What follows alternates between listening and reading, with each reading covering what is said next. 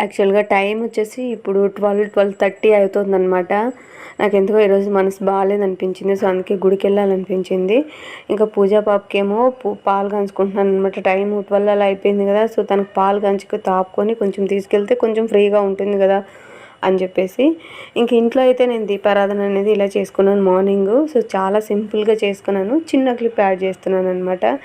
ఏంటి ఇంత సింపుల్గా చేశారంటే, అవునండి చాలా అంటే చాలా సింపుల్గా చేసాం. మాకు పూలు అయితే రేట్లు ఎట్లున్నాయంటే 1/4 కిలో 75 రూపీస్ 80 రూపీస్ అనమాట. సో అందుకని చెప్పేసి ఇలా సింపుల్గా చేసేసుకున్నాను.